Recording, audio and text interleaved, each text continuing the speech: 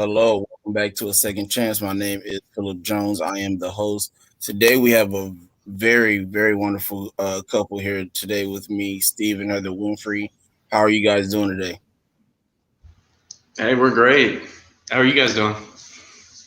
Awesome, awesome, awesome. I Good. appreciate you for being on today.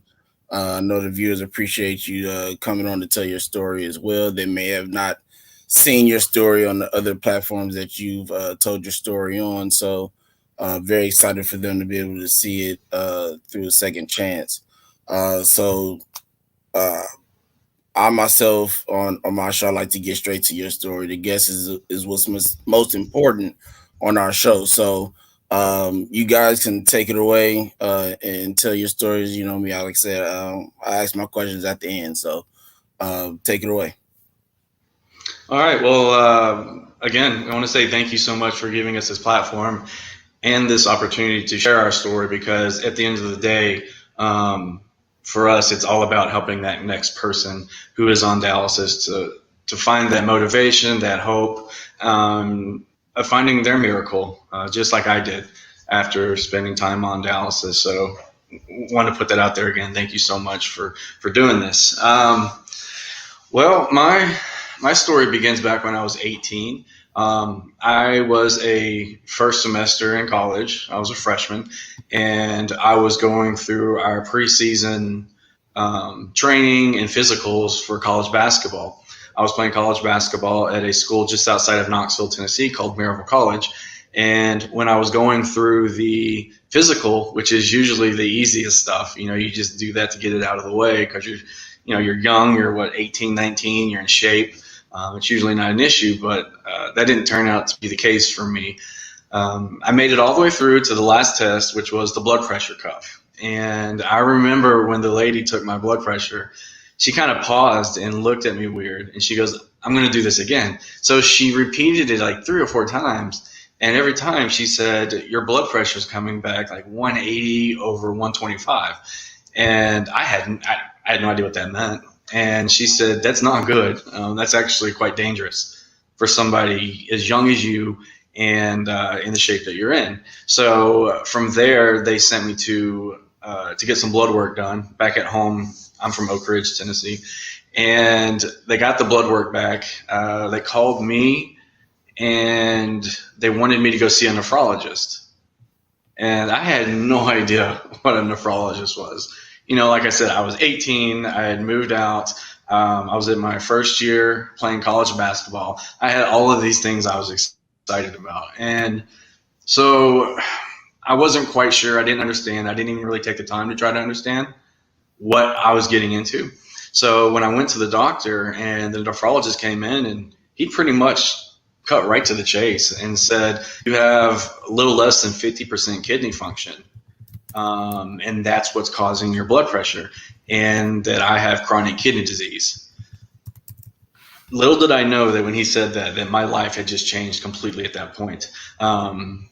And I quite mean it when I say little did I know, because once again, I was young, immature, 18, and so I didn't understand it because I felt fine. And I was told I couldn't play college basketball simply because of the blood pressure issues. There had been a player at the same college who had actually collapsed on the court from the same issue with high blood pressure. So the coach at the college wasn't taking any chances. The doctor agreed. And just like that, my dream of playing college basketball was over before it really had a chance to get started. So didn't start off on the best of foot with this disease. I found myself to be quite angry, confused, and sad um, a lot of the time because it just didn't make sense to me. Because again, I felt fine. And I ended up transferring to the University of Tennessee, where when I got there, I was very fortunate to continue playing basketball in the way of being a male practice player for Coach Summit. Coach Pat Summit, head coach of the Lady Vols basketball team, legendary coach for those of you who don't know. She has 8 to 9 guys that try out every year to play against the girls in practice. And she invited me to try out. I did so, and lo and behold, I made it. And that was one of the most amazing years of my life because I was practicing with the girls and I was working her summer camp. But most importantly, I was still involved in the game. It was extremely hard to let it go that quickly. So that was a blessing. After I graduated, I ended up moving down to Florida. Let's see, this was in June of 2007. Yeah, June of 2007, I graduated. I was down at working at Disney Sports, which at the time was Disney's Wild World of Sports. And it was just the most incredible internship ever. I mean, I was down at Disney. I was living in Florida. I was around the game I loved. I was handling all the basketball events inside the Milk House. I was helping with the Atlanta Braves spring training. I mean, it truly was a dream come true. And throughout that internship, it was a year long. There was a couple of times where I would go to the training room there on property, on Disney property, and say, I feel like I broke my toe. And so they would sit me down and they'd say, well, what have you done to make you think you broke your toe? And I said, that's the thing is I don't know. Like, I don't recall stubbing my toe. I didn't run into a wall. I didn't drop anything on it. Just all of a sudden, it feels like it's broken. Um, and so they were telling me I had stress fractures in my feet. And it turns out that was gout, but we didn't know that. So I continued down that journey. I ended up getting a job with the Orlando Magic in the NBA, and it was when I was with Orlando when my disease really took a turn for the worse. I remember I woke up one day, my whole foot was swollen. I mean, just it was swollen like a football, and it was so painful. And I remember I managed to get down the steps into my car, and where the headquarters for the Orlando Magic are, the RDV Sportsplex, actually has doctor's offices and shops and a gym and things like that. So I went downstairs, and they told me I needed to go to the urgent clinic because they had no idea what was going on. So I went to an urgent clinic, and I remember I went back. The guy was looking at my foot, and after like 20 minutes, I said to the guy, I said, oh, by the way, I forgot to mention this, but I have kidney disease. And he kind of looked up at me and was like, I really wish you would have said that 30 minutes ago. And I said, well, I didn't think it was relevant to my foot. And that's when he said, have you ever heard of gout? And I said, no, I have no idea what that is. And he explained how gout is one of the most severe forms of arthritis. It's definitely the most painful. And he explained how your kidneys have a tendency not to filter out uric acid as they lose function. And so what he did was he said, I can't treat it the way it needs to be treated here. So they sent me to the emergency room. I go to the emergency room. They do some blood tests and things like that. And sure enough, they said, we found uric crystals in your blood. You have a uric acid level. And it was like 10 or something like that, which is 3 or 4 marks above normal. And that's when I was officially diagnosed with gout. And after that first major attack, I started getting it about once a month. So I ended up moving back home up here to Knoxville, and I decided to go and get my master's degree because I thought working in sports, because that's what my degree was in, sport management, you spend a lot of time on your feet, especially on game days, doing a lot of the behind the scenes stuff. And I was like, I want to further my education so I can start working towards executive positions where you're not on your feet as much. but you're still in the business of sports. So I made that decision. I went to Murfreesboro, and I was offered a graduate assistantship in the athletics department. So that meant I wasn't going to have to pay a dime. So it was a no-brainer. And I get there, and after the first semester, they tell me they've ran out of money and that they're not doing the program anymore, the GA.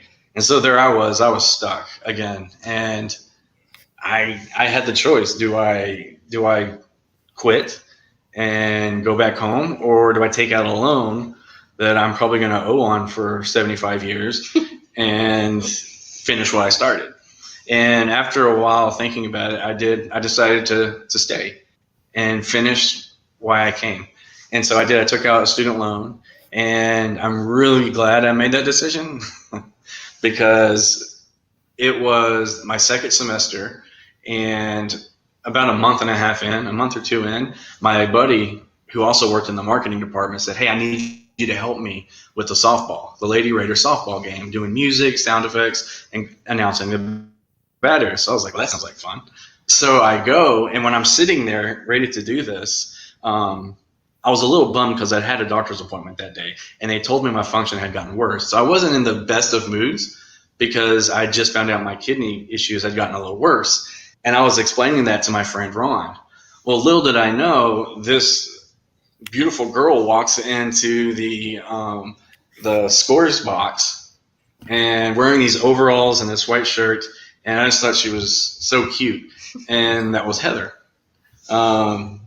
And from there, yeah, the rest is history. We met, we talked, we got to know each other, and we started dating. And from that point on, it really took a turn when we talked on the phone one night. And I'm going to let Heather jump in and explain that night when we talked on the phone. We'd been dating like 3 or 4 months, but we wanted to share this with you guys. Yeah, so Steve and I had been dating for a little while, and like you said, we met at the press box at a softball game at MTSU, and we were on the phone one night talking about our relationship, and I brought up marriage. At that point, he had actually graduated and moved back to Knoxville, and I was finishing up my undergraduate degree. And so long distance relationships are hard, and so I wanted to feel them out. Is this serious? Is this something that we're going to continue long term? And I started talking to him about my relationship with God and how I started praying for my husband when I was 14 years old. And I told him about a story when I was 14 where I was praying to God, and I just felt like God was telling me that my husband was in pain. And I started praying about it, and I just had this really bad feeling that my husband was dying, which doesn't make any sense. I was 14 at the time, and how could my husband possibly be dying?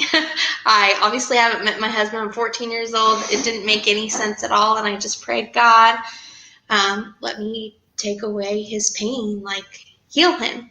And I immediately felt this excruciating pain in my abdomen, and I just kept praying through the pain. It lasted for a while, and I just prayed through it. Eventually it subsided, and I had never shared that story with anyone before. I told Steve about it, and as I'm on the phone with him, I told him, this happened right around Christmas, and it was in 2003,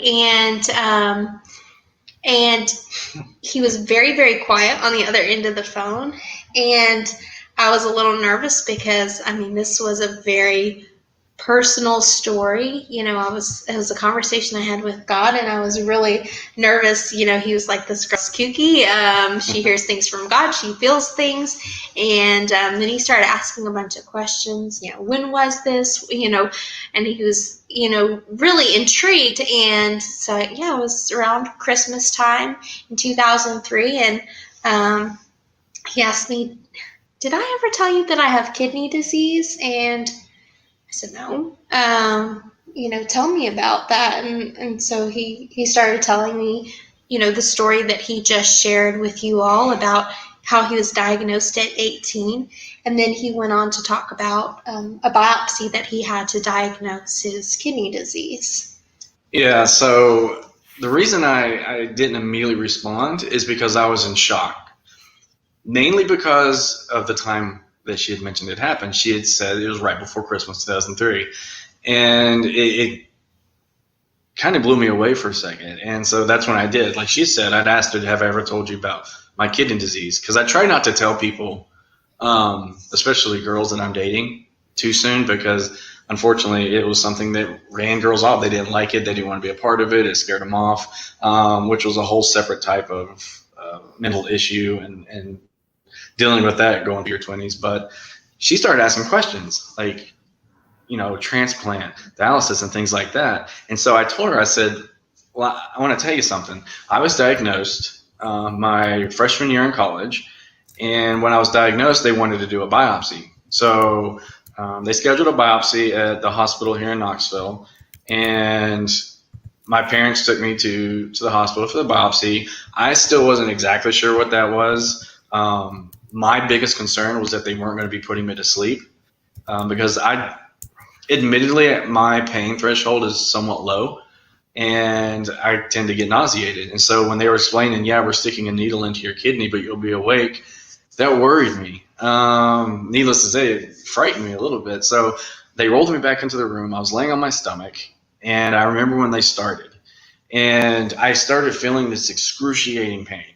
And so I looked at him, and I said, please stop. I feel like I'm going to throw up. I feel like I'm going to pass out. This hurts too much. So he wasn't sure what was going on. So they rolled me back to my room.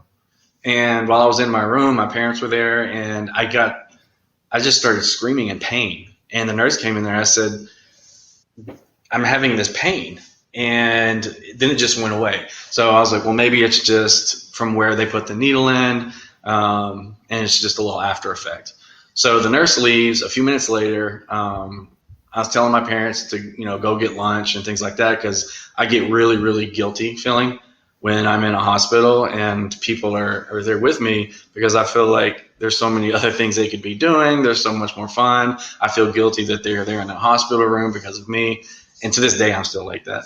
And so they went to go get lunch and the pain came back. And the doctor who did the operation came running in and he pushed on my stomach and said, we've got to get you downstairs. So he rushes me downstairs. I have a CT scan, and they said, we're going to have to operate immediately because you have severe internal bleeding, and we have to stop it. And so I remember when they pulled me off the CT scan, that's about when I started feeling like I was going to pass out. And I remember I was going in and out, and then I kind of woke up, and I remember I was throwing up a little bit of blood and stuff. And it was my mom, I believe, that was holding, one of the throw-up pans or whatever they are in the hospital. And then I don't remember much after that. I remember going into the operating room, and after just a little bit, I fell asleep or blacked out or whatever it was. And I woke up, whenever it was, hour, 2 hours later. And the doctor was standing there, and I'll never forget this. He looked at me and said, you must have somebody upstairs looking out for you. And I said, what happened? And he said, that was one of the most severe bleeds I have seen. And when I went in to clot it, it just stopped like that. He said it just stopped. He said it made zero sense to me. I have no idea how that happened. And that internal bleed was in my abdomen on December 19th, 2003. And that, needless to say, that brought chills, I think, over both of us. So, which kind of left it a little awkward at that point. Like, well, do I go ahead and ask you to marry me now, or what do we do from here? But the beauty of this story is we ended up continuing to date. We got engaged. We got married, and lo and behold, come 2016, I start dialysis, which was absolutely miserable. Not so much physically, but mentally. And at that same time, we decided to also become foster parents. So Heather was juggling all of that at the same time. I was trying to be the best dad that I could be to these foster kiddos. And after about a year and a couple of months, Heather finally said, I've had it. Like, you're too young to be in the hospital all the time. You're too young to not be able to play with your kids. Let's go do something about this. So she went to the nephrologist with me, who is actually a guy I grew up with. So And she told him, she goes, we're going to do something about this. I have a kidney. I have 2 of them. I have one that I can give him. Let's just see if this works. And surprisingly to me, he was like, okay, all right, here's what we'll do. I'm going to send you to Vanderbilt because that's where I did my residency. They're much more proactive in their kidney transplants. And let's just kind of see what goes from there. And on my birthday, I got word that Vanderbilt had accepted my case and wanted to help me get a kidney. And I remember it just blew me away. I couldn't believe that because she ran up in there, I was like, nope, this is what we're doing. Like, there's no questions asked. This is what we're doing. And it worked. And from there, I was going through the testing process. And I'll let her explain what she went through to be tested as a donor. Yeah, so right after that conversation we had while we were dating, I asked Steve a bunch of questions about his kidney disease and what that would mean for his future. And he said, eventually, the doctors tell me that I will need a transplant or to be put on dialysis. And so after that phone conversation, I just started doing research on living kidney donation. And Steve didn't know this at the time, but way back then, I decided that. Is that music playing? Is that on our end? Yeah, no, that's me. Hold on. Oh, you're fine. I was like, I think that's on a ice cream truck's coming by. It sounded like it. But I told Steve that, or while we had that conversation right afterwards, I decided way back when we were dating that, you know what, I've got 2 kidneys, and if he needs one eventually, I want to give him a kidney. I didn't know at that time, whether we were going to get married or what was going to happen, but it just was in my heart that I was going to give him a kidney. And so he started dialysis, and it was kind of a very sudden thing that happened. It was just like he was okay, and then all of a sudden he needed dialysis, and it was a huge adjustment because he was, he wasn't able to work. He was having to go to the dialysis clinic all the time. And, like you said, it was a huge just mental and emotional drain on him. And it was really hard for me to see as his wife, him in so much pain, emotional, physical, all these things. And we kind of had these battles with the insurance company. They said he was sick, but he wasn't sick enough for a transplant, and it just didn't make sense to me why someone so young should be suffering so much. And like you said, I went to his doctor's appointment, and I said, I've got 2 kidneys. Why can't I give him one of them? And so we started very proactively trying to get him on the transplant list. While he was trying to get on the transplant list, I was going through the processes to get approved to be a living donor, which is, it's very intense. They have to do a lot of physical tests, blood work, psychological tests to make sure you're not being, coerced or, bribed into donating your kidney. You're in no way getting compensated for this, or no one's pressuring you to do this. And so I did a lot of blood work, and then basically the first step is the blood work. It's not just blood type, but there's all these different other markers that they look at with the blood. And when we had that test done, we had about a week until we were going to get the results for that initial test to see if I'd be a match for Steve. And once I did that test and he did the test and we were waiting on the results, that's when the panic set in for me because for, many, many years I had, planned to give him a kidney when he needed one. And then all of a sudden we were at that point where he needed a kidney and had been on dialysis. And I was nervous because what if I wasn't a match? What if I couldn't help my husband? And it was very anxiety inducing, and just started praying to God about it. And I just decided that I was going to have faith that things were going to work out. And so instead of spending the week of waiting, worrying, I decided that I was going to just plan how I was going to tell him that I was a match, not knowing if I was going to find out that I was a match. And something that Steve and I, throughout his kidney disease journey, had kind of done together as a hobby to kind of get his mind off of his illness was baseball cards. When Steve was in the hospital one time, I just asked him, what's something you enjoyed doing as a kid? You know, just trying to like cheer him up. I wanted to hear memories of his childhood, and a game we used to play when we were dating was factoids. We would just go back and forth and share factoids about our lives and get to know each other that way. And he's like, you know, baseball cards. He just lit up. I loved playing baseball cards or opening baseball cards and learning about the players from my dad. And so that's something we just started doing while we were in the hospitals. We would open baseball cards and he would tell me about the players, and it was just a fun little hobby. And so when I was thinking about how am I going to tell him I'm a match, I thought, well, how can I like bring in this hobby that has been a huge part of our kidney disease journey? And I thought, well, I could like make a custom baseball card for him.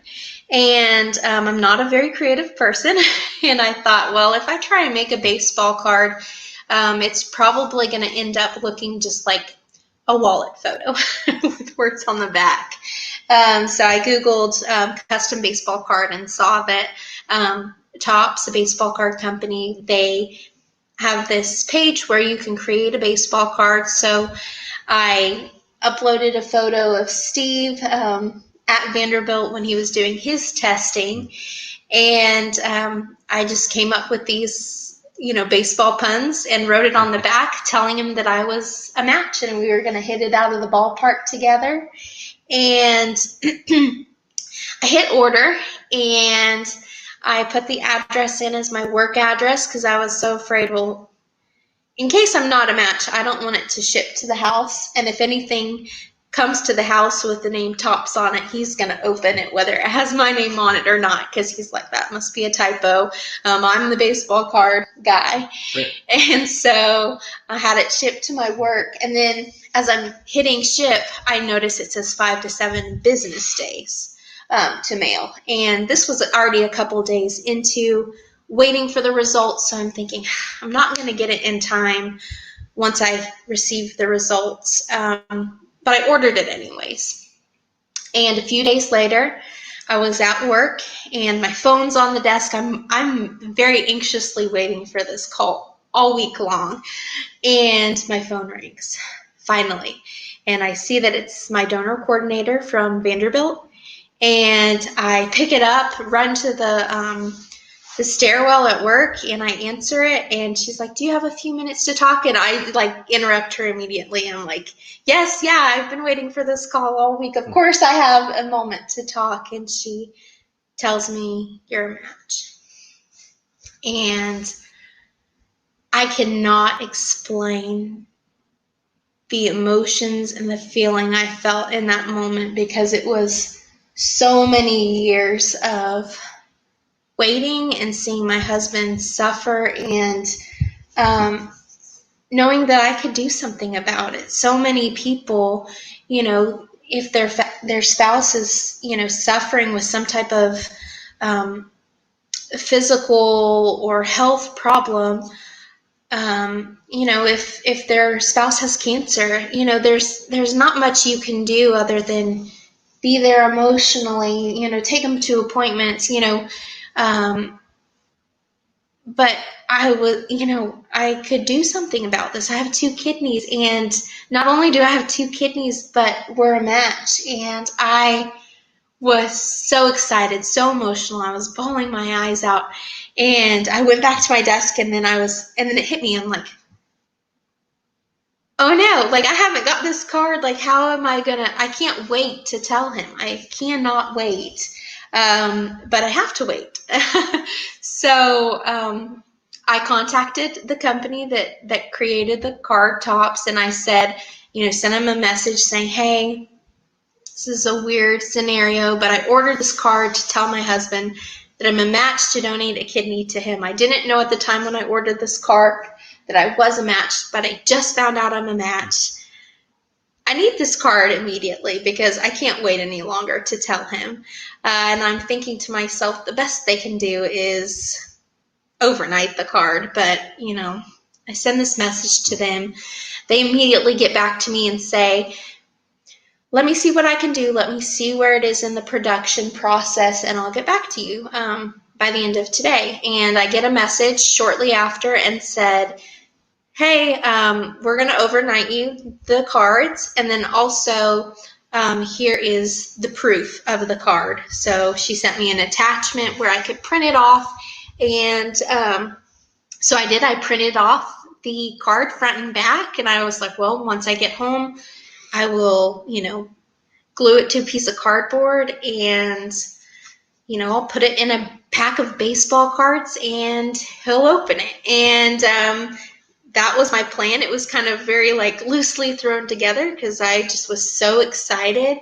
And that night was kind of a busy night for us. We had foster parent training. We had 2 foster kiddos at the time, and we had to do ongoing foster parent training classes to keep our license active. And that night had to be a class that we had to take. So we had to drive separately that night because I was driving from work and he had to pick up the kids. And we show up. The trainer that was doing the class that night asked us, have you heard whether you're a match or not? Because everyone we knew that we were in this process and waiting. And I said, no, I haven't heard. And I'm trying to keep it cool because I'm a terrible liar, terrible poker face. And I'm just like, how quickly can this night be over? How quickly can we get home? Just so anxious, my stomach's in knots. And so finally we get to leave and go home, and I'm a nervous wreck, trying to put the kids to bed early so that we can have this really important conversation, and the kids could feel my my anxiousness. And so we had little ones at the time, a 2-year-old and a newborn, and usually I'm a very calm person, and Steve's like, what is going on with you? I'll put the kids to bed. And so he went to put the kids to bed, and I, opened up one of the baseball card packs, stuck the card in, and then he came down. Yeah, and real quickly, see, my day began asking her if she had heard from Vanderbilt. And she said, well, yes, they told me that they won't know anything until Monday. And the way she said it over the phone, it was very convincing. So when she tells you she's not a good liar, that in itself was a lie. Because I believed it. But then she started acting a little weird. She sent me a text message. And when you're with somebody, and we'd been together for 6 years, 7 years, married for 5. And you just know how the other communicates, no matter whether it's in person, over phone, text. And she doesn't use the emojis. She doesn't show a lot of excitement in her text. She's just boom, boom, real quick. Well, she was throwing exclamation marks in there, smiley faces. Hey, go pamper yourself. Go get your hair cut. Go have a good day. Go relax. And then that was my first hand, okay, that's weird. This for somebody who just found out she doesn't know, she's awfully excited. But then it kind of, that memory that thought faded. And so I did. I went and got my hair cut, went to Sport Clips. And I remember the lady, or the girl, was very sweet. She was washing my hair, and they had this hot towel over my face. And I just randomly told her, I said, I think I'm getting a kidney tonight. And she had the weirdest look on her face. And she was like, I'm going to need some context with this. And I was like, oh, yeah, sorry. I have kidney failure. I'm on dialysis. My wife's been tested to see if she's a match. I think she might be a match. And I think she's probably taking me to Chili's tonight. She's going to slap some chips and salsa in front of me and tell me she has a kidney to give me. And she was like, well, what makes you think that? And so I kind of told her. I was like, but I'm not sure, because she wouldn't lie. I don't think she would lie. And so I went on my way, picked up the kids, went to foster parent training. She told everybody in the foster parent training that she hadn't heard. And I was like, okay, yeah. See, she wouldn't lie to them. So I honestly believe she hadn't heard. So I kind of let that feeling of, ooh, maybe she did hear. It did. It vanished. It went away. We went to Burger King afterwards while we were there. She was, her normal self, fussing at the kids for running around, sit down, stop throwing things, as a parent would be. She didn't seem nervous. She didn't seem anxious. She didn't seem overexcited, nothing. So very good poker face. And then she told me to go get some baseball cards at Walmart. And that's when I was like, okay, this is weird. Like, this is such an odd day. And the thought came back. So I come home, I put the kids to bed. I come back out on the couch. I look at one of the packs, and it's been open. And so I looked at her. I was like, why did you open my baseball card? Like, that's not how we do this. And she was like, oh, sorry, I just got excited. And I bought it because, again, she's never lied to me. I said, I think I felt like there was a special card in this pack. Why don't you open it instead of me opening it? So that's how I kind of tried to cover my butt. Yeah. And so then she said, well, let's go outside and film on the front porch. So we go on the front porch. We're on the swing. And I start going through them. She's like, I tell you what, I'll film you. And you just talk about the players. You love doing that. You love baseball. You love talking baseball. So I was like, okay. So I started going through them. And then she kept saying there's a special one in there. And when I finally got to that card, I saw it was a picture of me at Vanderbilt. And it hit me then of what it probably was. So when in the video, which it's public, when you see me looking at the card, she keeps saying, what does it say on the back? The reason it took me a bit to flip it over was because I was processing, and it hit me that I was pretty sure that's what it was. So I flipped it over and I started reading. And when I got to the part where it says, you're going to be a rookie recipient at Vanderbilt, I just lost it. I just started crying, bawling my eyes out, which was, at that point, 14 years of pain with gout, of thinking I'm always going to be on dialysis, of thinking this is who I am. This is who I'm going to be in regards to being the sick person. I'm always going to have issues, and life was going to be miserable. But then all of a sudden, here's my wife saying, you know what, I'm going to save your life. And that's what she had just told me. My wife, my best friend, just told me she was saving my life. And so that's the reaction I had. And a lot of it was a blur. But yeah, that's how I found out she was my match. And on September 28th, 2017, she officially donated her kidney to me. And as most people in the kidney world know, a transplant's not a cure. It's a treatment, but it's a blessing. And life has been so much better since then. And I'm just truly grateful for her. I never asked her to donate to me. I was never going to ask her. I was never going to ask anyone in my family to donate to me because, again, it goes back to that guilt. Like, I don't want to put anyone I love in danger or put them in a situation where they're down a kidney or they could be harmed in the future because of helping me. So I do get that a lot. Like, did you ask her? No, I didn't. And she didn't ask if she could. She said she was. So. I actually had to do a little bit of convincing for Steve in order to, have him let me give him my kidney because, surgery, it is a big deal. And he had been sick for so long and, he was used to being sick. But the idea of anything happening to me to help him was something that he didn't want to risk. And I think I told him at one point to try and convince him to let me donate a kidney to him. I was like, Steve, this is not a selfless thing that I'm doing.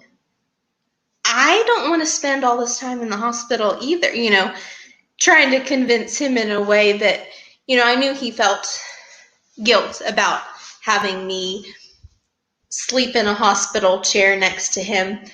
I never one time felt like it was an inconvenience or, put out for having to I didn't have to do that. It was something that I wanted to do. I loved him and I wanted to be there for him every way that I could. But I knew that, if I told him, you're not the only one who's going to benefit from this. I want a healthy husband. Like, I want you to feel good again. I want you to not have to go to dialysis every day. And when he heard, how it could benefit both of us, I think he started to warm up to the idea a little bit, but he still was a nervous wreck about it. I remember the day of the transplant being at Vanderbilt, and the night before we were in a hotel in Nashville. And I remember he looked at me and he was a nervous wreck, and he looked at me and he's like, "Why are you so calm? Like, do you understand what's happening tomorrow?" And I told him, like, I feel a peace that I've never felt before. I have wanted to do this for so long. I know that this is what I'm supposed to do. And, because of that, I don't feel anxious about it. Like, I want to give you my kidney and I'm excited for it. And he kept asking me questions because he was so nervous that I just didn't understand the gravity of, they're going to cut you open and take a healthy organ out of your body. And so he was like trying to like dumb it down for me. I was like, no. I know what I'm doing. I just am happy about that. And it was just this wonderful feeling of I get to finally fight kidney disease right alongside of my husband in, a very tangible and real and meaningful way. And that was a wonderful feeling to know that I could help in a way. And to quickly clarify something before we stop and let you get to the questions, she had made mention that through her explaining how it benefited both of us, that's when I finally was like, okay, I'll let her do this. That's only partially true. She manages to leave out the part that actually pushed me over the edge. No. I don't think I ever said this. She did. He remembers. She said, she said, I want you to think of it this way. If something were to happen to you and you were to die and I could have helped you and you didn't let me, first of all, I'd kill you. Second of all, like, you really want to leave that guilt on me that I could have saved my husband, but you didn't let me? And I was like, oh gosh. Like, when she put it that way, I was like, all right, fine. You win. No, but yeah, I'm very, very blessed to have her in my life. She's the most amazing person in the world. All donors are heroes. Like, I just wish I could hug and thank every single donor out there, whether it be for kidney, liver, skin, whatever it could be. And that's why we're very appreciative for you having us here on the show. I know there's a whole lot more to our story than even what we've discussed, but we don't want to take too long and let you guys get to the questions so we can go from there. I do also want to add that, Steve said that he feels like, donors are heroes. Honestly, the way that I feel, Philip, I believe that you and Steve are heroes because, I see just the amount of trauma you all go through, just trying to live life with chronic kidney disease. And it is a struggle. And I'm just blown away by the strength that it takes to go through that. And I'm honored to fight alongside as an advocate and as a donor, and hope that my story of living donation can encourage others to donate as well, because it's the best thing that I've ever done. Wow, I appreciate that. And to counteract with that, if we're heroes, does that make living donors and support systems superheroes? Because without you, people like you, we don't make it. I tell people this all the time. We can't do this by ourselves as kidney patients, liver patients, heart patients, anybody that's had a transplant Yeah. life or a life threatening illness in general, without the support, whether it's friends, whether it's family, whether it's somebody just pops up and says, "Hey, I want to help you." We can't do this alone. It's not possible. Right. I've yet to meet one person that said, "Yeah, I fought this on my own," and Yeah. yeah, they might be able to do it for a little bit, but eventually, at one Yeah. point, the depression, the emotional, mental things like that come into play, and you know, Sure. they start to give because they have nobody there to push them, Right. and care for them and love them and help them get through these certain things. So, definitely appreciate you and the selfless act that you gave your kidney to Steve. We're gonna go to a commercial real quick, and then I will Okay. get to my question as soon as we come back. Sounds good. All right.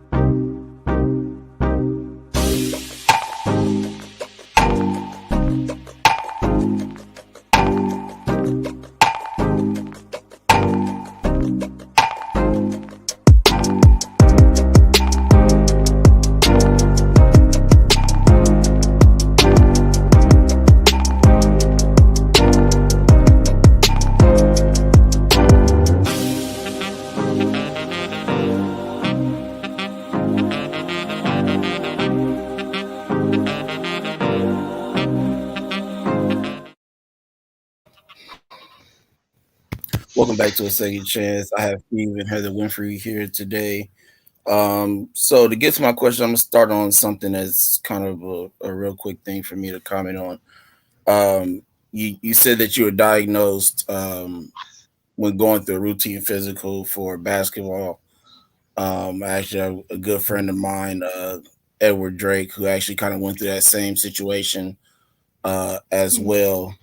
And I work with him. He actually started the Why Not Foundation, was youth needing organ and tissue transplants, and he had Oh, that wow. same issue as well. He Oh, got diagnosed going through routine physical for football.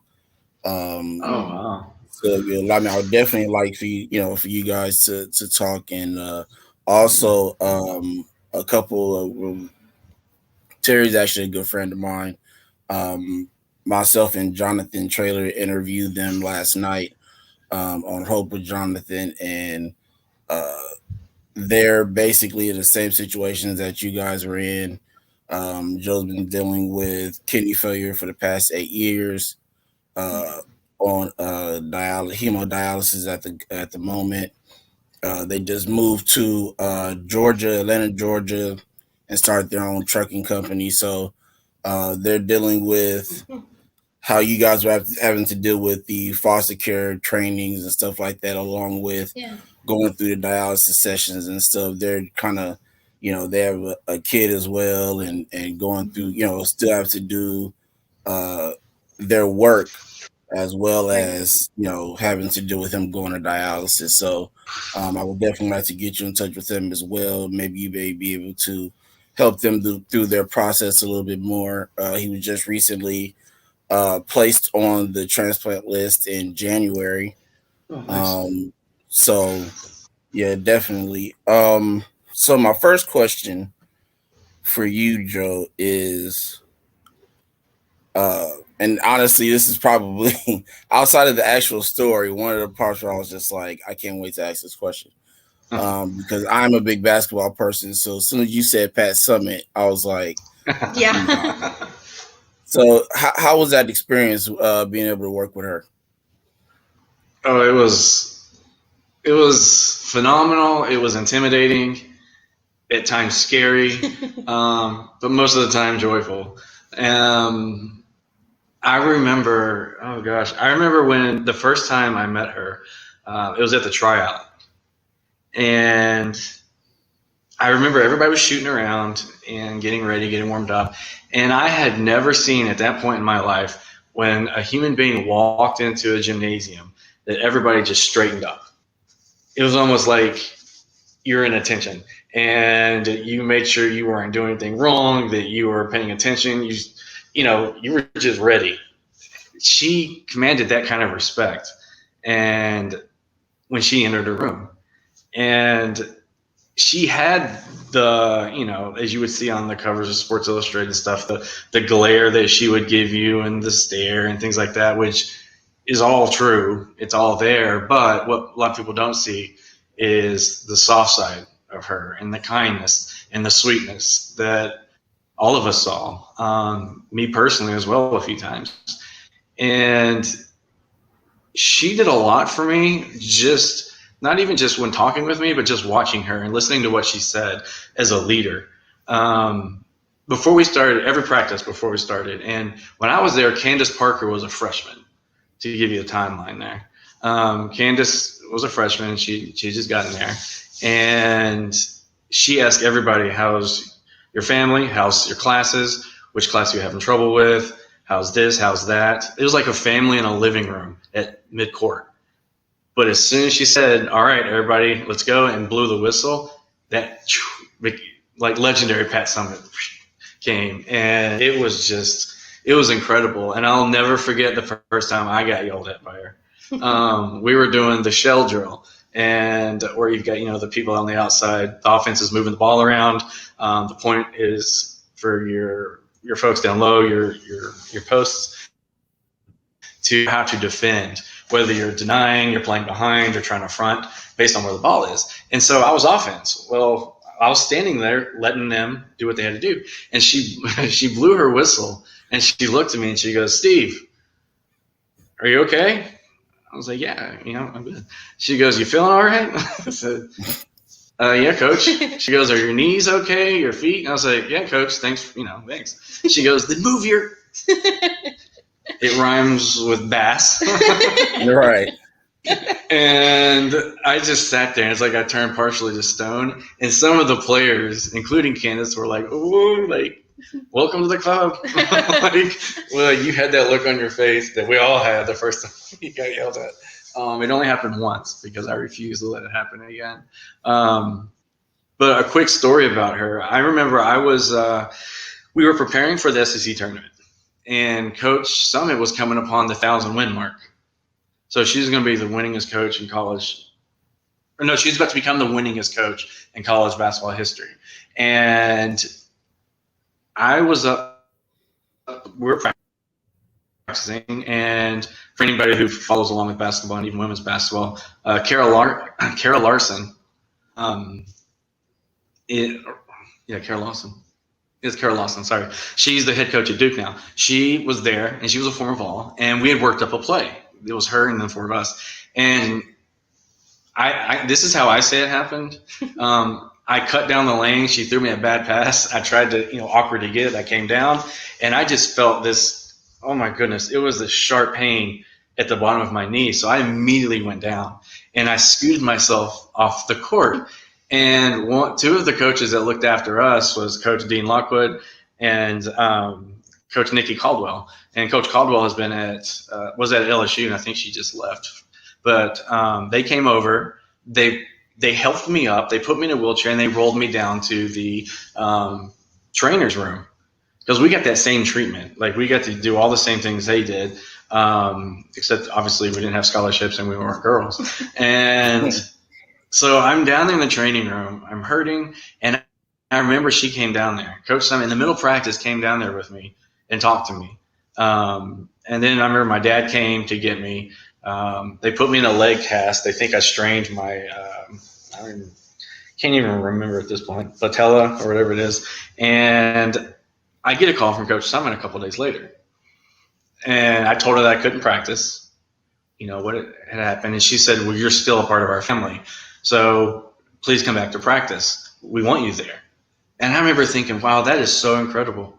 Like, that she took time out of her day when she's preparing for the SEC tournament. She's about to break the mark as the winningest coach of all time. And she was concerned about me, wanting to make sure I was okay, and to let me know I was still welcome at practice. So she broke the record. So she became the winningest coach.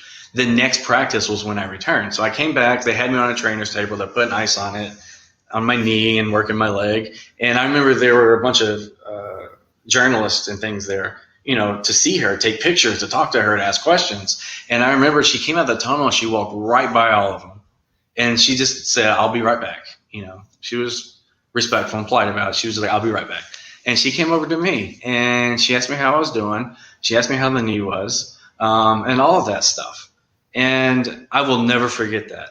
I will never, ever forget that the moment she could have had in the glory of the media talking about how she was the greatest coach of all time, she bypassed that to come check on one of her male practice players and just to see how they were. And that will always be my memories of her.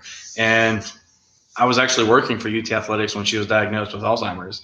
And so when she passed away, that was a huge blow to a lot of people who had the opportunity to get to know her.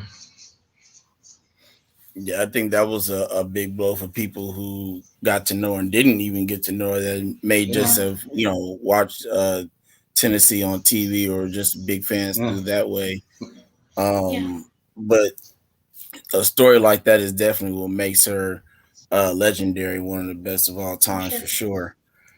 My next question is,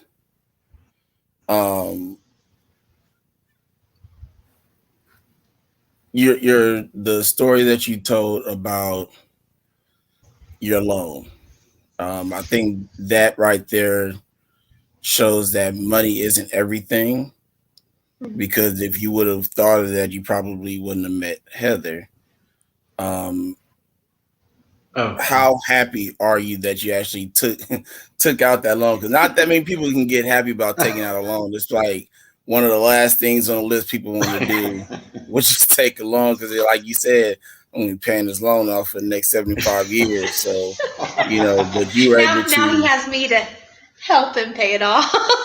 That's also a good thing, definitely. Yeah, and I do want to let everyone know I'm still paying on that loan, right next to those health bills. Yeah, they keep coming every month.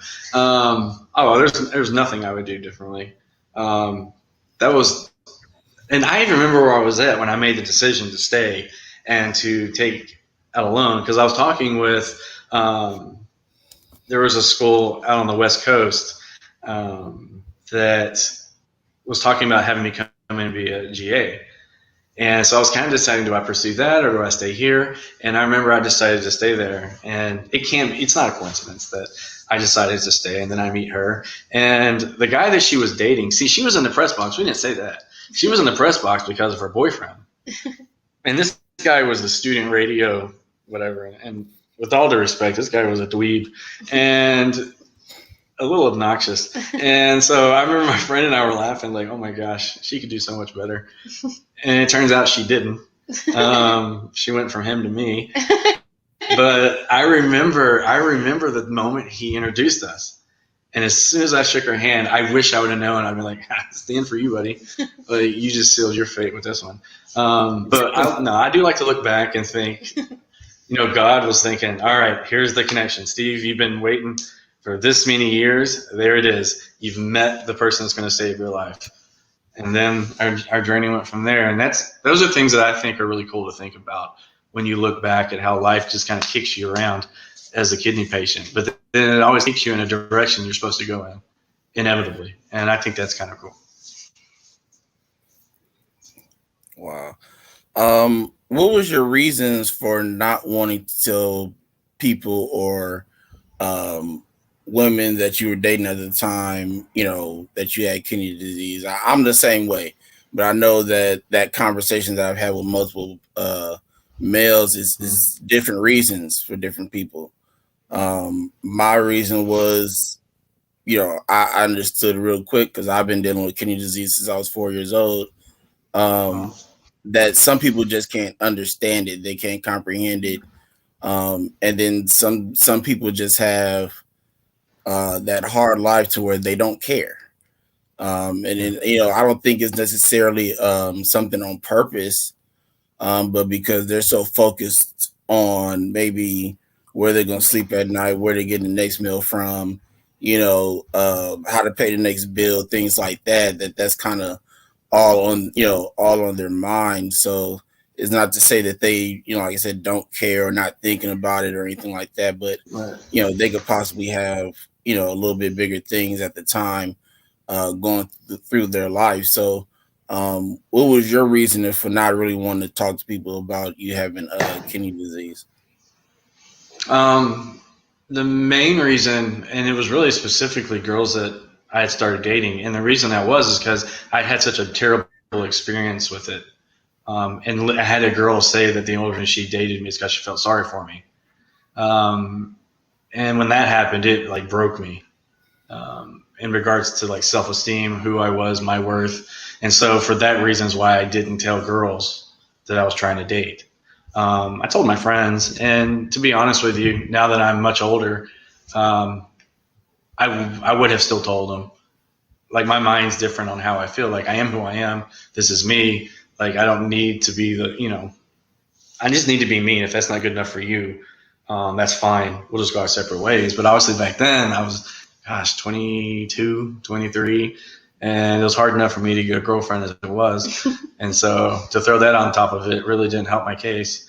So I didn't. And, but then when I told her, that was the reaction I think I always needed. I mean, she was intrigued. She asked more questions, and that made me feel so good. That not only was she intrigued and wanted to know more, she flat out told me, I'm going to save your life one day. And who would have thought she was telling the truth? That in the end, she was the one that saved my life one day. Man, this story is awesome.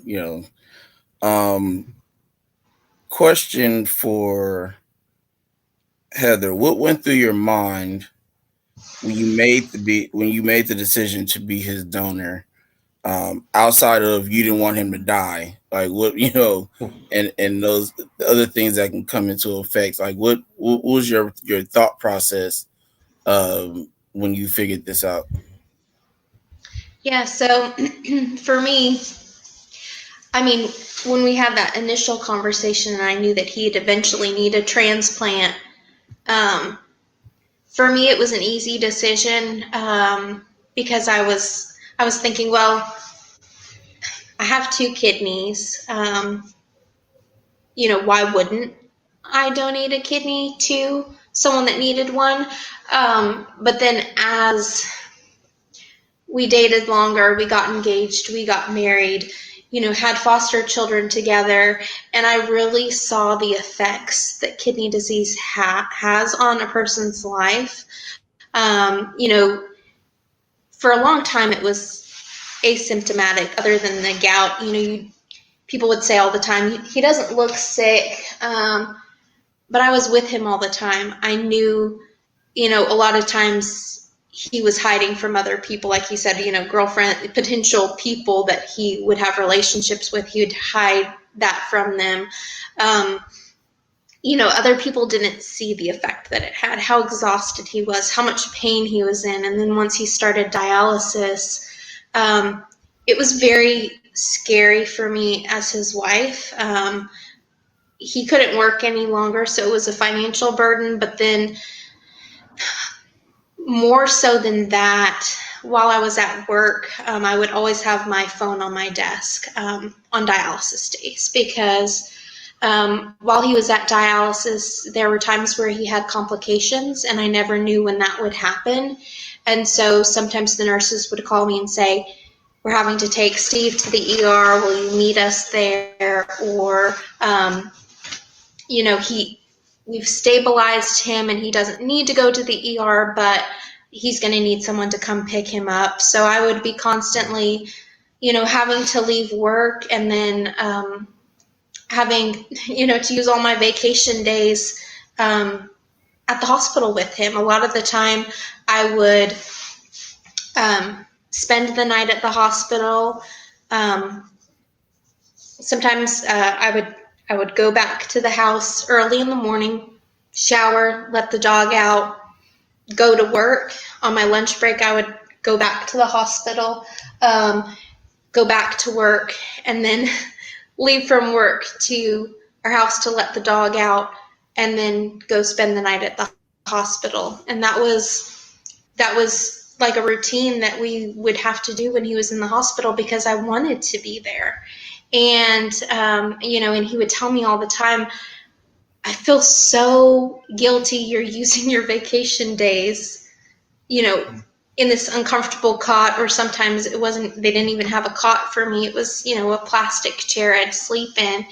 And, I would tell him, like, I don't care if I'm in Hawaii or I'm at UT Medical Hospital, or, wherever we're at, I just want to be with you. And as he got more and more sick, I realized that I may not have him for long. And that was very, very hard for me. Once he started dialysis, he had a port in his chest in the beginning when he started dialysis, before he got his fistula in his arm.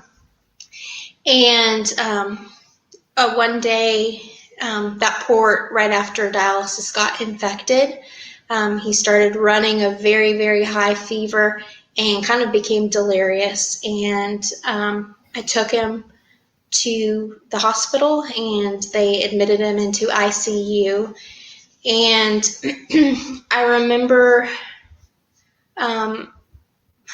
they stopped calling me his wife and started calling me his next of kin. And that was a very, very dark time for me, because I realized they're already considering me his widow. And it was very touch and go. I didn't know that if he was going to make it or not.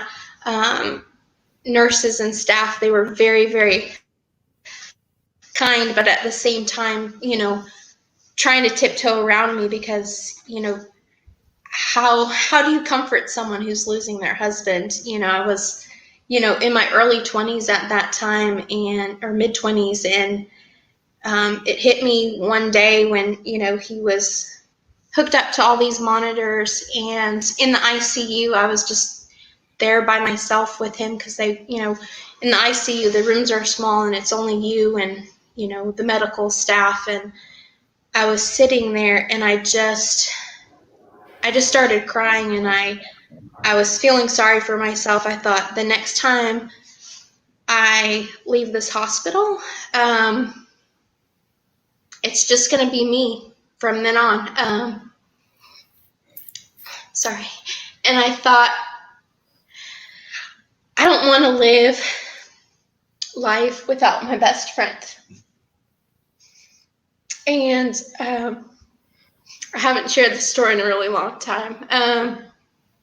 And as I was feeling sorry for myself and thinking about what my life was going to look like without my best friend, I just felt God tell me he's not gone yet. And like when I heard that, I thought, you know what, you're right, God. Like, I don't know how much time that I have left with him. None of us know how much time we have on this earth. And so I decided at that moment that whatever amount of time that I had left with him, he was unconscious at that time, but I was going to soak it up. So I got off this little chair in the corner of the ICU room, crawled into his tiny little ICU bed with him just curled up underneath his arm where I fit, it's where I fit perfectly in this world is right under Steve's arm. Like he's 6'2", I'm 5'6", and I feel like we were made for each other in so many ways. And I just get up underneath his arm and I held his hand and I looked at his fingers and I just try to memorize everything about him and just looked at his face. And in that moment, I started singing our wedding song, which is a song by Michael Bublé. We have a poster that he got me up on the wall right over here with the lyrics, everything, you're my everything. And I just started singing it to him, thinking, as I was sobbing in his bed, thinking, all the things that you think in life you want to do, your bucket list of things. I'm praying to God and I'm thinking, I don't care about those things. All I want to do is have one more dance with him, is, just the mundane things. I want to sit on the couch with him. I want to watch TV with him. Like, I just want to be with him. I need more time with him. And so I just sang to him. And the next day, his vital signs started getting better. And I remember his nephrologist, the one where the doctor that I told I'm going to give him my kidney, he came in to see me, and he sat in there with me. And I mean, he was in the ICU for several days. And at that point, it was kind of a turning point where I started seeing things improve. But up until that point, I felt like I was holding my breath, because I was so scared that I was losing him. And when he came in to visit with me and he sat down with me, just an incredible, very compassionate doctor, I asked him, and I only felt comfortable asking because I finally felt like things may get better. I said, am I going to be able to take Steve home? And he said, yeah, he's gonna get better. And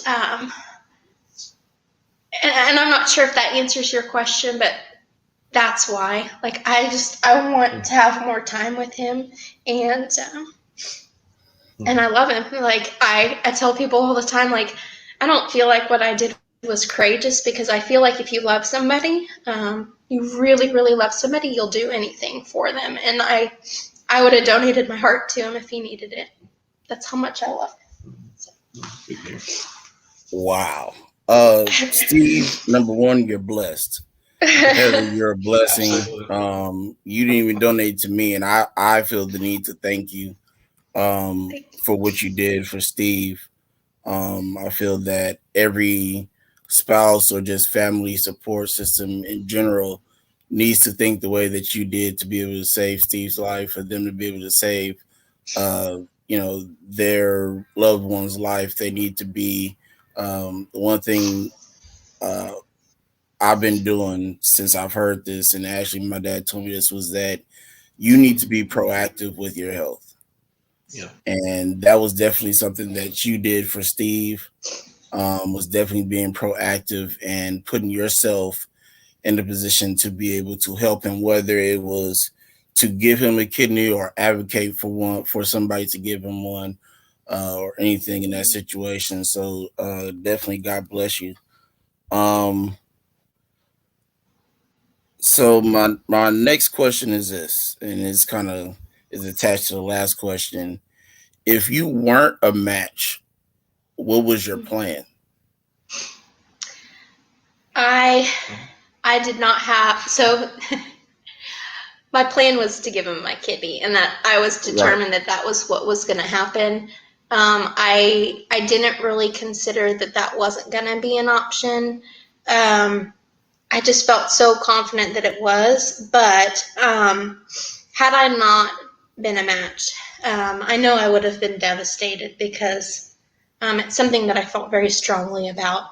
But there are incredible programs out there where you don't have to be a match for your loved one in order to get them a kidney. So Right. I would have joined a paired exchange. So what I could have done is, if we weren't a match, I could donate a kidney to somebody else's loved one. So if there was another person out there that wasn't a match for their loved one, but I was a match for their loved one, we could do a kidney swap. And that's gaining more and more popularity in the transplant world, where there are these chains of families and loved ones and friends and even strangers. I know of um, several people that have donated a kidney, that have started chains. They didn't know of anyone that needed a kidney, but they decided to donate their kidney.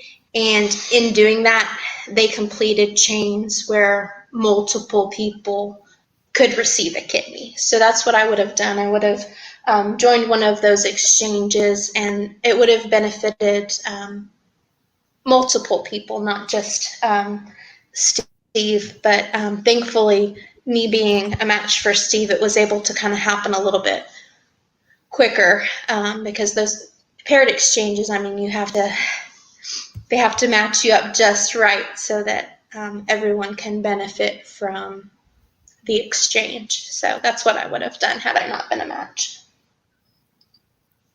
That's awesome. Yeah, that was kind of one of the first things that came to my mind as well. Was probably that. So my last question is for both of you is, um, how was it having to balance um, your foster care training with dialysis? I know it had to be a hard juggle to deal with. Um, Trying to get the get through your training to keep your license, be able to raise your kids, but also be able to make sure that Steve is also taken care of to Mm. keep going to also help you take care of the kids as well. So how was that being able to balance those two situations? Um, for me, honestly, looking back, they kind of fed into each other. And let me explain what I mean. Um, being with my kids, because at the time they were a newborn girl and a 2-year-old brother, Travis, who loved to death. Like being around them kept my spirits up and kept me happy. Kept added more Right. reasons to keep fighting, to keep going, because I saw these children who they themselves had trauma. They were going through something that no child deserves to go through. And I think it becomes a natural feeling for most, I would hope, as an adult, that when you see that in a child, that becomes a focus, and you want to focus on that, and you want to help your children. And so that really helped. And then at the same time, if I were home by myself with them for too long, I would want to go to dialysis because it was kind of like a getaway. And so it just kind of kept feeding itself. But no, I'm kidding. But I would say, yeah. I think there are some parallels in fostering and dealing with any type of health struggle is the importance of community. When you foster or just a parent to your own biological children, being a parent is difficult, and that saying, it takes a village, in parenting and in health issues, it takes a village. With CKD, I mean, you've got your doctors, your nurses, your techs, your caretakers. You've got so many people, your family and friends, that support you in fostering. It's very important to have a community of other foster parents that know what it's like, to be in the trenches, to help these children through the traumas that they're going through, therapists and things like that. So I'd say community is so important. Yeah, definitely. Yeah, well, you were saying you can't do it by yourself. There was no way that I was going to be able to balance that by myself. There was no way that two of us could by ourselves. And a lot of those nights where I was in the hospital, she was able to find babysitters, and she was able to find people in our community to take care of the kids, take them to school, so she could focus on helping me. But yeah, in all seriousness, those kids, which by the way, about 6-7 months ago, we found out we're now the godparents to those very children, who are now, how old are they? 4 and 6 years old. 4 and 6. They now live with their biological grandma in Florida, and she asked us to be their godparents, which is incredible that we are able to still have that connection with them, and that relationship continues to grow, which is because we lost them. Like, they moved out to Florida 2 days before our transplant. And she and I were more emotional about that than we were in the transplant, because we brought her home from the hospital. We had her for 8 months? Yeah. And so we thought we would never see those kids again. And so now that I'm better and everything's kind of come full circle, now we're their godparents. We're going to go see them here in a couple of days, actually, in Florida, to go hang out and be with them again. We've seen them a couple of times. Life just kind of comes full circle. Just like anybody, as a kidney patient, it's never going to go as you think it could, should, or would. It goes how it's supposed to. And I just encourage people when I speak with patients, and many of the TV and radio things that we've done because of our video, I want to push the importance of not giving up hope, because the odds of what happened to me were 1 in 160,000.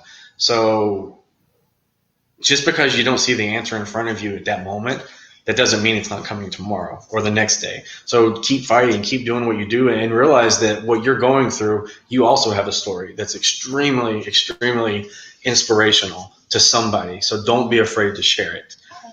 Because, we do get that a lot. And I know we didn't touch on it, but the morning after she told me that she was a match, Good Morning America called us, because apparently it had gone viral on the internet. And that kind of took our lives to a whole different level. Trying to deal with that and dialysis and foster kids. And I try to tell people, I was like, look, we don't know why our story went viral. We have no idea. But we do know that God had that as part of his plan for us, and he wanted us to use our voice to help others, and to encourage. And I think that's something that she and I absolutely love doing. So again, thank you for allowing us to come on. And we hope that maybe somebody who watches this maybe feels a little more encouraged, or has a little bit more hope in the journey they're going through. Wow. Well, congratulations on being godparents. Definitely happy for you that was able to happen and bring you back into those kids' lives. I do and don't know how that feels. My mom raised my cousin from birth to about 4 years old, and then she ended up moving out, going to live with other biological family members, and then because of COVID, she found her way back home, actually, with my mom. So now she lives there. So she's back home where she belongs. That's wonderful. So definitely happy that you're able to get that connection to happen. Steve, you said something that blew my mind just now. Dialysis being a getaway. That would probably be the most. I'm stuck on that one because I think because I had a different ride with hemodialysis. Like now, currently, I'm on peritoneal dialysis. Okay. Yeah. When I had hemodialysis, um, 2 months after I went on dialysis, I had a emergency brain surgery because heparin caused me to have a subdural hematoma. Oh wow. So because I was allergic to heparin, Yeah. I had Oh to, wow. you know, they had to for a long time. They didn't give me heparin to, not to stop clotting and stuff like that. Sure. Yeah. And so I dealt with that. I was in the hospital a lot, and I was like, you know what, I can't do this anymore. I had like four different catheters in my chest, Oh. and I was like, okay, I'm done. I gotta go. Like I'm not. I can't do this anymore. So I had to make that transition. We were able to find a house and where I could do my my peritoneal dialysis. Excuse me. Mm-hmm. So that's why when you like it was a getaway, I'm like, man, you must have really needed a getaway because I've never been like, yeah, I'm going to dialysis today. Like, yeah, it was like, I'll be man. back. He's being a little facetious about that. But no, I understand Yeah. where he was going. It was just, Yeah. uh, kind of put it. I think anybody that's ever had to go through hemo probably would have said the same thing. Like, are you serious? Regardless of kids. I mean, I know people with kids that were just like, man, I can't do this 4 hours anymore. by myself. So, And but I do want to say this, and I want to see what your thoughts are on this, if you don't mind. So my last day of dialysis was, I guess, 2 days before the transplant, a couple days before the transplant.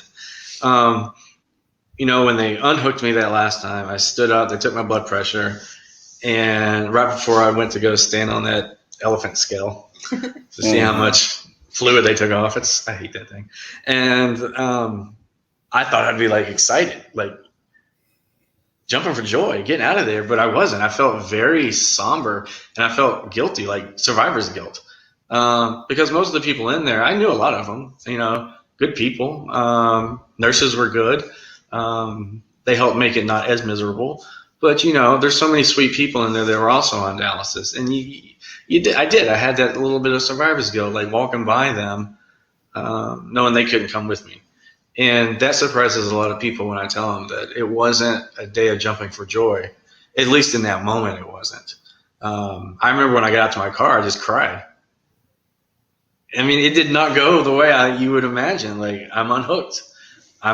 See you later. I'm never going to see you again. Like, I'm away from this building.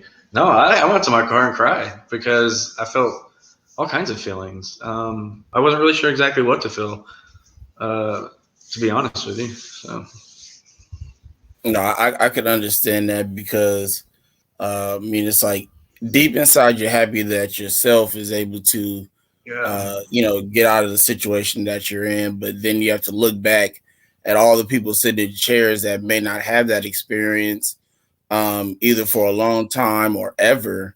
I've talked to a number of people who've been on dialysis 20, 25 years, and so I know that is something that can happen where people just, that's their life is the chair every other day. Sure. So I can definitely understand that. I did that as well, really, even going to PD, because I Okay. was, I talked to everybody that was there. We all, conversated with each other and told stories and things like that. And uh, so when I left for my last day to start doing PD, in my mind I was like, okay, great. I'm going to go on to do something better that can give me at least 80% of my life back. Right. Going to Right. work, going to school, things like that. And then it was like, well, what are they going to do? Yeah.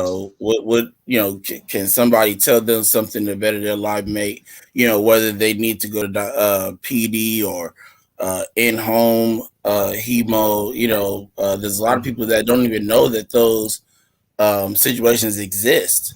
Yep. You're right. Yeah. And that's the crazy thing about it for me is that um, I remember my first time that I went on dialysis, which was 2006. I was in high school, and my doctor straight out said, "Hey, you want to do hemo or do peritoneal?" So I asked him what the difference was, Yeah. and the reason why I asked that question was because I knew what hemodialysis was because my grandmother had to go to hemo for like the last year or two that she was here on Earth, and so we had to take her and drop her off there. So I kind of knew some things that dealt with that, but Right. when he explained to me peritoneal dialysis, I'm like, man, I'm in high school. I'm trying to finish, graduate, and Right. get Right. on Yeah. with my life. So um, we made the decision to go on peritoneal dialysis because at the time I was probably about 20-25% kidney function. Mm. Um, and I've been on 30% since I was 4 years old. So, once they started seeing it drop lower than that, they were like, yeah, Mm. it's time for you to, Yep. go to the transplant route, get on dialysis and stuff. So when they said, yeah, you can do it at home for 8 hours or such amount of time, um, I'm like, can I still go to school and do this? She's like, yeah, it's no Oh, yeah. problem. That's awesome. So the one part about this story that trips a lot of people out is that my original senior year, because I actually had my transplant second semester of my senior year, that first semester I actually played football while I was on dialysis, Wow. Wow. Good for and you. so That's impressive. it. Hmm, That's impressive. you know what? It was actually my doctor's recommendation, and that's the funny thing about Mm. that.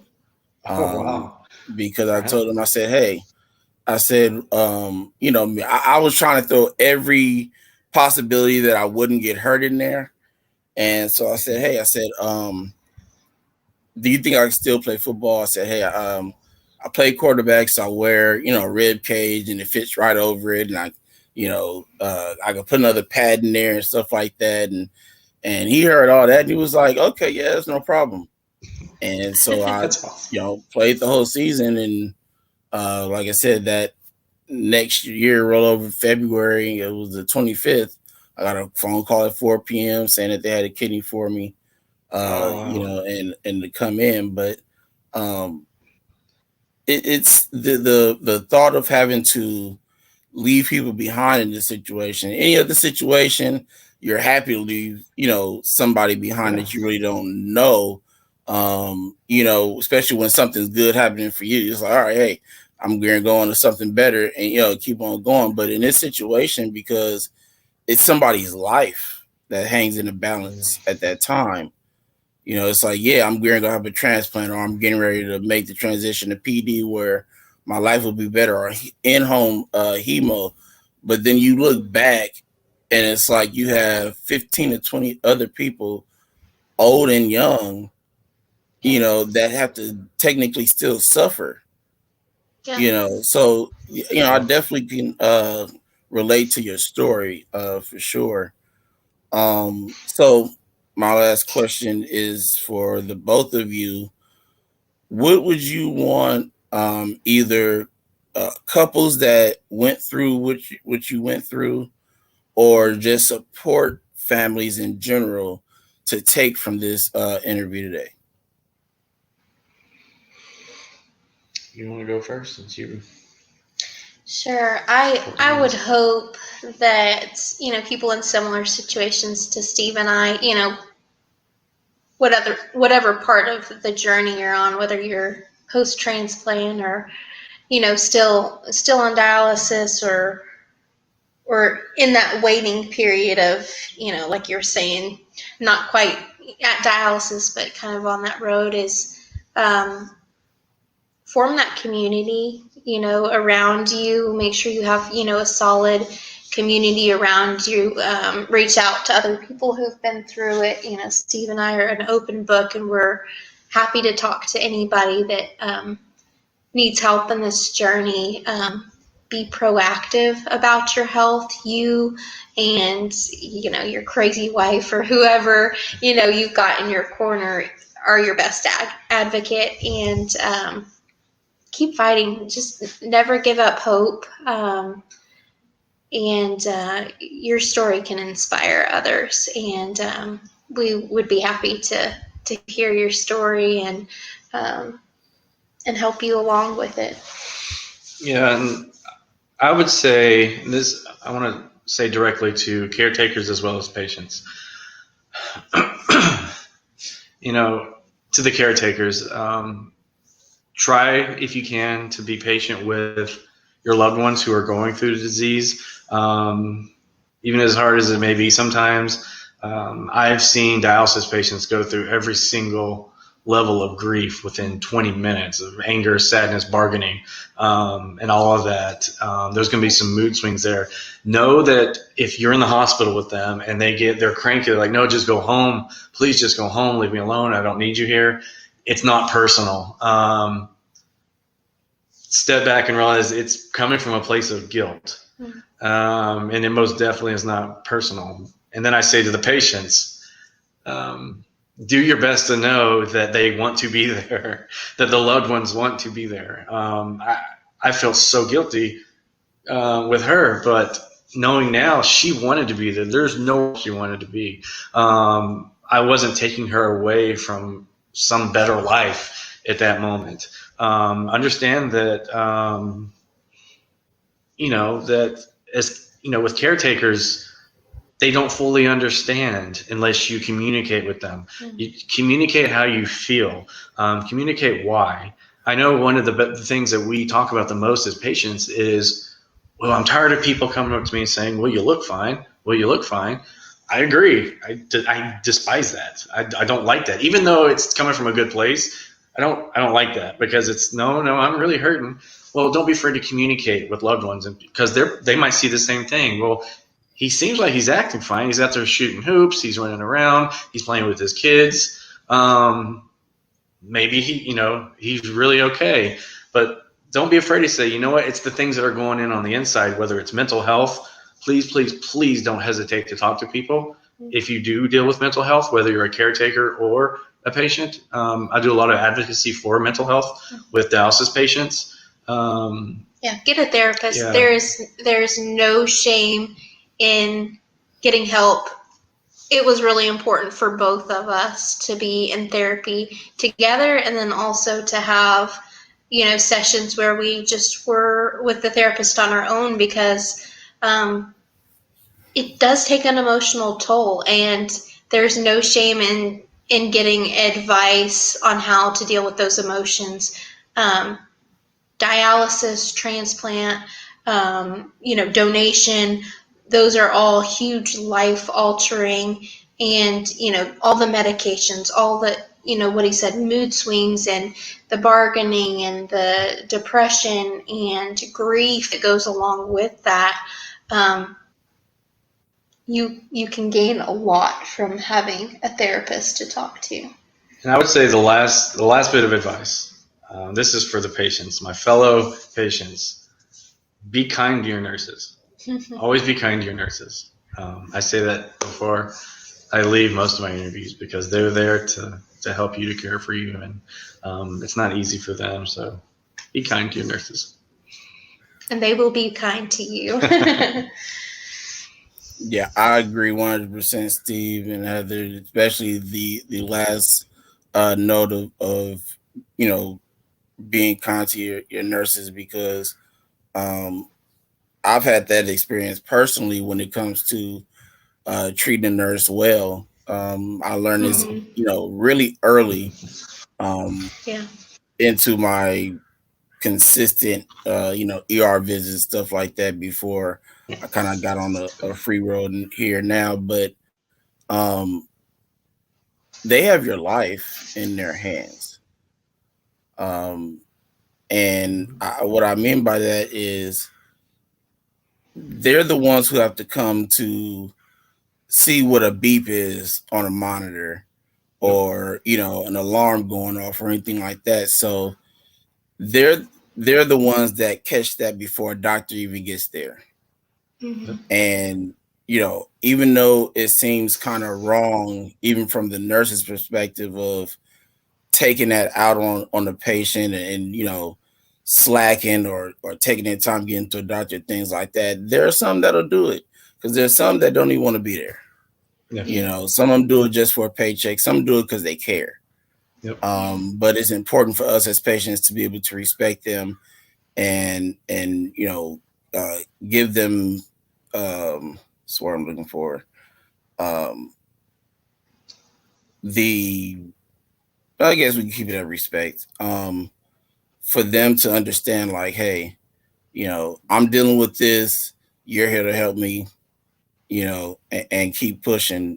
Because I've had plenty of situations as a patient where I passed out, my blood pressure, through the Right. roof, or Right. I'm in serious pain, things like that.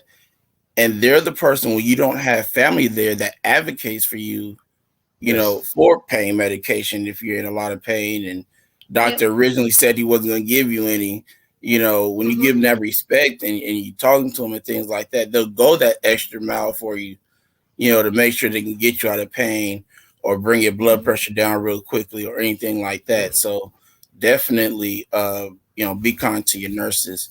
Yep. Um, so again, Steve, Heather, I appreciate you so much for coming on this evening. I definitely appreciate your story and your journey together to where you are now. It's remarkable. So if we are going to end here, but if you can stay on just a quick second after I end this, I do want to speak with you for a quick second. I won't hold you up too long. Um, Hope that you'll be back with us next week on the second chance. Next week we have Thelma Warner.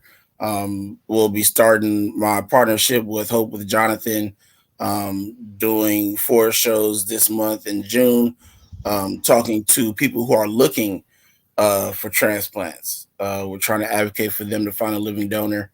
And so, we definitely hope that you all that are watching here today or in the future to come back and watch with us for the month of June.